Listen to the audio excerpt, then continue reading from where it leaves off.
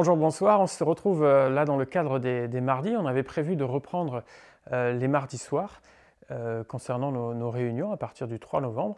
Et puis donc, eh bien, écoutez, on est à nouveau dans une période particulière. Et donc, on reprend en Zoom, je rappelle, chaque mardi soir. Si vous voulez nous rejoindre d'ailleurs directement, vous contactez l'équipe pastorale ou bien le secrétariat, on vous donnera tous les codes pour vous connecter, mais vous pouvez aussi retrouver le partage biblique dans la semaine de ce que donc, nous avons fait ensemble. Donc on va prendre ce thème-là aujourd'hui, qui est Ensemble devant Dieu. On avait prévu d'ailleurs un temps de prière pour la reprise des mardis soirs. Et donc ce soir, il y aura le partage biblique, après un temps de louange, mais aussi eh bien, un temps de prière en commun. On va faire la lecture qui est dans Actes chapitre 4 et à partir du verset 23. Alors, nous lisons ceci. Après avoir été relâchés, ils allèrent vers les leurs et racontèrent tout ce que les principaux sacrificateurs et les anciens leur avaient dit.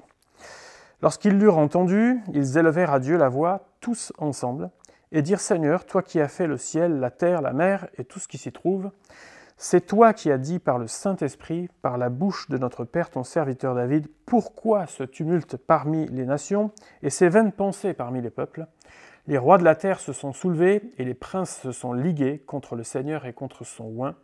En effet, contre ton saint serviteur, Jésus que tu as oint, Hérode et Ponce Pilate se sont ligués dans cette ville avec les nations et avec les peuples d'Israël, pour faire tout ce que ta main et ton conseil avaient arrêté d'avance. Et maintenant, Seigneur, vois leurs menaces et donne à tes serviteurs d'annoncer ta parole avec une pleine assurance, en étendant ta main pour qu'il se fasse des guérisons, des miracles et des prodiges par le nom de ton saint serviteur Jésus. Quand ils eurent prié, le lieu où ils étaient assemblés trembla, ils furent tous remplis du Saint-Esprit et ils annonçaient la parole de Dieu avec assurance. Voilà. Ce texte arrive dans tout un contexte tout à fait particulier. C'est suite à la guérison d'un homme boiteux de naissance. Alors en principe, la guérison d'une personne devrait susciter la joie et la réjouissance. Mais Pierre et Jean finissent en réalité en prison, accusés par leurs propres frères, leur propre peuple, le peuple de l'Alliance. Ils sont jugés et interdits même de témoigner de tout ce qui concerne la résurrection tout à fait récente de Jésus-Christ. Ils résistent et puis ils finissent par être relâchés. Alors on imagine un peu toute la tension qu'ils ont pu vivre dans ces moments-là, passant de la joie de voir une personne guérie surnaturellement, à l'incompréhension, mais pourquoi les gens nous en veulent pour ça ? Subir les menaces sans savoir comment ça allait finir. Imaginez, ils sont emprisonnés, est-ce qu'ils vont être exécutés? Est-ce qu'ils vont rester plusieurs mois, plusieurs années en prison? Cela a de quoi tout de même ébranler une personne. Je ne sais pas si on peut s'imaginer de passer ne serait-ce qu'une nuit en garde à vue, et je pense qu'on ne sortirait pas fier de ça, même si on est complètement innocent. Dans divers domaines de nos vies, sans parfois aller jusque dans ces extrêmes-là, nous pouvons aussi vivre des moments de tension extrême dans nos vies. Alors qu'est-ce que vont faire les apôtres alors qu'ils sont en train de vivre ces moments-là et qu'ils vivent cette tension? Il ne faut pas croire qu'ils soient sortis complètement indemnes de cela. La première chose que nous dit la Bible, c'est qu'ils vont aller vers les leurs, c'est-à-dire des croyants comme eux, qui croient en la résurrection de Jésus, des gens qui vont se sentir concernés par ce qui leur arrive, par cette situation, et qui vont même compatir à ce qui leur arrive, c'est-à-dire avoir une compréhension de tout ça. Au lieu d'alimenter les discussions sans fin, pour comprendre le pourquoi du comment, est-ce qu'ils n'auraient pas dû prendre cette personne et aller ailleurs pour prier de façon plus discrète, etc. Non, au lieu d'analyser tout ça, qu'est-ce qu'ils font? Ils vont prier tous ensemble. On fait taire les discussions et on va prier tous ensemble. Remarquez que cette prière se concentre d'abord sur l'œuvre de Dieu. Même le besoin que Christ vienne, c'est l'œuvre de Dieu. Et au nom de cette œuvre, c'est-à-dire cette œuvre qui court dans l'histoire, ce Dieu qui désire vraiment être réconcilié avec l'humanité, au nom de cette œuvre, et afin de la poursuivre dans le mandat qui est le leur, il demande à Dieu la hardiesse de pouvoir le faire.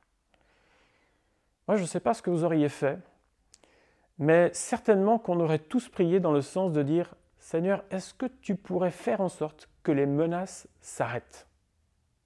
Ça pourrait vraiment nous aider. Moi, il me semble qu'il faut parfois accepter le chemin par lequel nous passons, même s'il nous semble injuste. Et notre prière ne devrait pas toujours être « Seigneur, change mon paysage, mets-moi sur une autre voie, ce chemin-là, il ne me plaît pas vraiment ».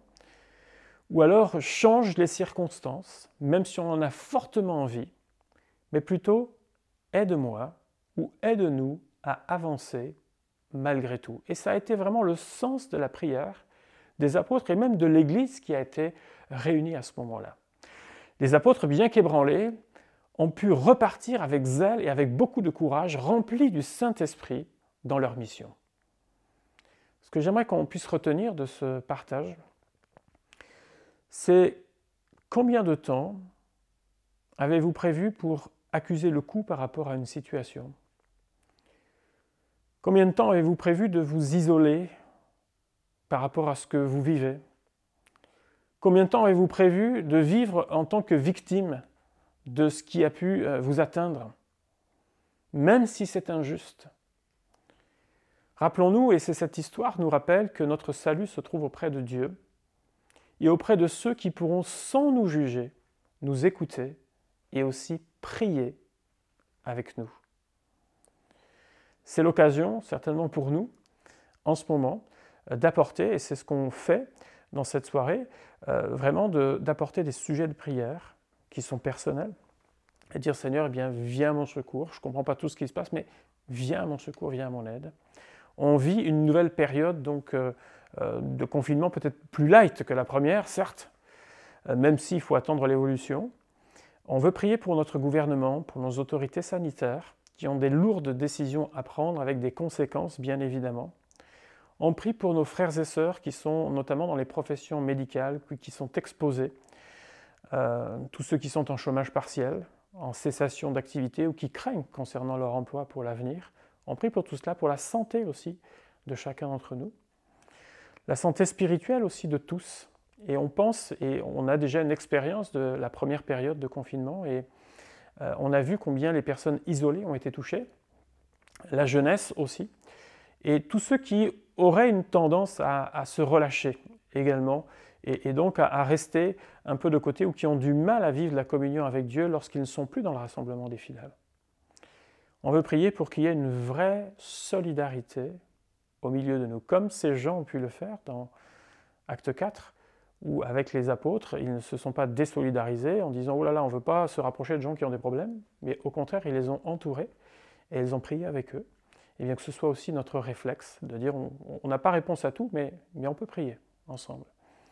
Et puis également, donc ce qu'on partage, c'est aussi de prier pour la santé de plusieurs membres qui sont atteints, donc actuellement de diverses façons. Alors je ne donnerai pas la liste, bien sûr, exposée sur Internet, mais dans le cadre de nos réunions Zoom, donc je donne cette liste afin qu'on puisse prier précisément pour ces personnes donc, qui sont touchées.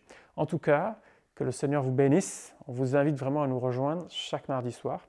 On vous donne les codes si nécessaire. Et puis, on prie vraiment Dieu que vous puissiez vivre, quelles que soient les conditions dans lesquelles on est, que vous puissiez vivre en se disant, avec Dieu, il y a toujours une solution. Que Dieu vous bénisse et on se dit à bientôt. Au revoir.